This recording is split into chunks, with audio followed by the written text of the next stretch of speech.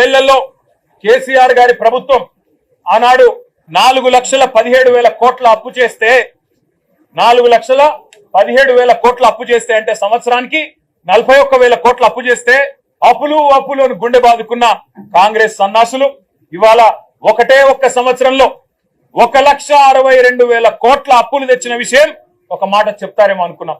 సరే, కేసీఆర్ ప్రభుత్వం కొత్తగా ఏర్పడ్డ తెలంగాణకు ఒక బలమైన పునాది వేయాలని బ్రహ్మాండమైన పథకాలు రైతులకు వ్యవసాయానికి మాత్రమే 10 ఏళ్లలో కేసీఆర్ ప్రభుత్వం ఖర్చు పెట్టింది దాదాపు 4.5 లక్షల కోట్లు. రైతు బంధు రూపంలో 73,000 కోట్లు, రుణమాఫీ రూపంలో 28,000 కోట్లు, ఇరిగేషన్ ప్రాజెక్టుల రూపంలో, అదే విధంగా వ్యవసాయ పనిముట్ల రూపంలో, మెకనైజేషన్ రూపంలో, డ్రిప్ రూపంలో, సబ్సిడీల రూపంలో, ఉచిత విద్యుత్ రూపంలో మొత్తం 4.5 లక్షల కోట్ల రూపాయలు తెలంగాణలోని 70 లక్షల మంది రైతులకు ఇవ్వడం వల్ల ఇవాళ భారతదేశంలో తెలంగాణ వరిధాన్యం ఉత్పత్తిలో నెంబర్ 1 అయింది. కానీ ఇవాళ గవర్నర్ గారి ప్రసంగంలో ఏం చెప్పుకుంటున్నారు? భారతదేశంలోనట రేవంత్ రెడ్డి ఉద్దారకం వల్ల తెలంగాణ నెంబర్ 1 అయిందట వరిధాన్యం ఉత్పత్తిలో. ఏది సంవత్సరం 14 నెలల్లో నువ్వు పంటలు ఎండబెట్టడం వల్ల, రైతు బంధు ఇవ్వకపోవడం వల్ల, కరెంటు అస్తవ్యస్తం చేయడం వల్ల, రైతుల ఆత్మహత్యల వల్ల వరిధాన్యం ఉత్పత్తి పెరిగిందా? సిగ్గన్నా ఉండాలి మాట్లాడడానికి, ప్రభుత్వానికి కనీసం సోయన్నా ఉండాలి. ఇవాళ లక్షల ఎకరాల్లో పంటలు ఎండిపోతుంటే కనీసం ఓదార్చడానికి ఒక మంత్రి దిక్కులేడు, కనీసం ఒక కాంగ్రెస్ ఎమ్మెల్యే లేడు. ఊళ్ళల్లో పోతే కాంగ్రెస్ ఎమ్మెల్యేల్ని తరిమి కొడుతున్నారు. ఏది రైతు బంధు, ఏది రుణమాఫీ, ఎక్కడ తెచ్చిండ్రు మీరంతా అని చెప్పి ఊళ్ళల్లో ఇవాళ తరిమి కొడుతున్న పరిస్థితులను దాచిపెట్టే ప్రయత్నం గవర్నర్ గారి ప్రసంగం ద్వారా చేసిన మాట.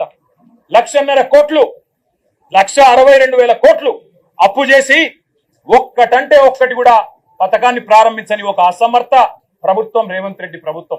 కేవలం కుంభకోణాలు, 20% కమిషన్లు, 30% ల్యాండ్ డీల్స్. నా మాట కాదు, కాంగ్రెస్ ఎమ్మెల్యేలు చెప్తా ఉన్నారు 30% కమిషన్ ఇస్తేనే మా మంత్రులు పనిచేస్తారు, 20% కమిషన్ ఇస్తేనే బిల్లులు వస్తాయి అని వాళ్ళ స్వయంగా కాంగ్రెస్ ఎమ్మెల్యేల నోటంబడ వస్తున్న మాటలు, కాంట్రాక్టర్లు సెక్రటేరియట్ లో ధర్నాలు చేస్తున్న పరిస్థితి. ఈ దుస్థితి గురించి గవర్నర్ గారు ఏమన్నా చెబుతారేమో.